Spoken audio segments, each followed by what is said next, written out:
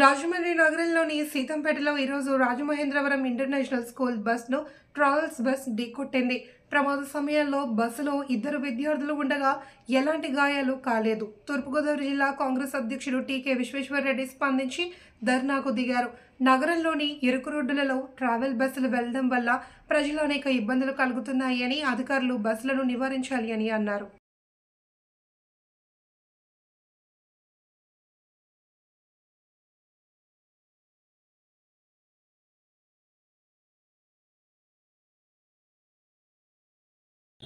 మన రాజమండ్రి నగరాన్ని గత ప్రభుత్వ హయాంలో సుందరీకరణ పేరుతోటి కమిషన్లకు కక్కుర్తిపడి రోడా వాళ్ళు కానివ్వండి, మున్సిపాలిటీ వాళ్ళు కానివ్వండి, రాజమండ్రి సెంటర్స్ అన్ని కూడా బ్యూటిఫికేషన్ అని చెప్పి ఎక్కడికక్కడ సెంటర్ డివైడర్స్ వేసి రోడ్లన్నీ కూడా ఒక సర్కిల్ ఏర్పాటు చేసేసి ఈ రాజమండ్రి నగరానికి ప్రజలు వెహికల్స్ వెళ్ళటానికి కానీ వెహికల్స్ రావడానికి కానీ లేకుండా నాశనం చేస్తారు.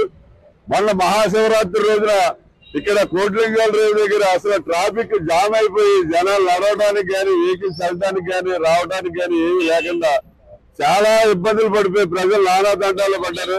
పోలీసులు కూడా ఈ వచ్చిన జనాన్ని కానీ వెహికల్స్ కానీ కంట్రోల్ చేయలేక చాలా ఇబ్బందులు పడ్డారు. ఈవేళ త్వరలో మనకి రాజమండ్రికి పుష్కరాలు రాబోతున్నాయి. రోడ్లు వైండింగ్ చేయలేదు, సెంటర్ డివైడర్లు వేస్తారు, కంబాల చెరువు దగ్గర విగ్రహాలు పెట్టారు. విగ్రహాలు పెట్టడం తప్పని నేను అంటలేదు.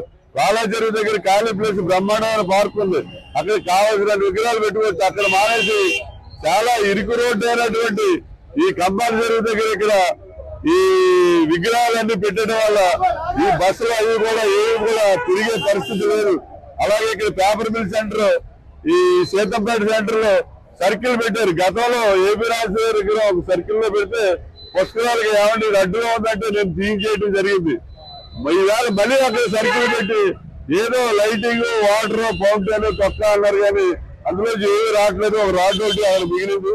ఈవేళ బస్సులన్నీ కూడా వాల్వో బస్సులు, ఆ మిగతా బస్సులు అన్ని కూడా పొద్దున కొన్ని వందల బస్సులు ఏదో వచ్చేట్టాయి.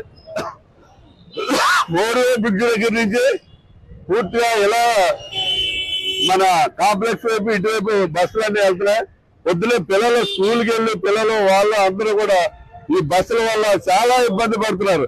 అందువల్ల ఈ రోజు ఉదయం స్కూల్ బస్సు వస్తుందంటే అక్కడ బస్సు పిల్లలు ఎక్కించుకుందామని చెప్పి సీతంపేట ఏపీ నేషనల్ సెంటర్ అక్కడ రాజీవ్ గాంధీ పార్క్ దగ్గర బస్సు పిల్లలు ఎక్కించుకుంటారు. ఆగితే వెనకాల నుంచి వచ్చి వాల్వో బస్సు ఆ టర్నింగ్ తిప్పుకోవడంలో అతనికి సరైన ప్లేస్ లేక బస్సును గుద్దేయడం జరిగింది.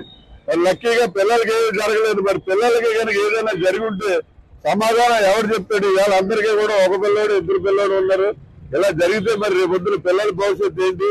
మరి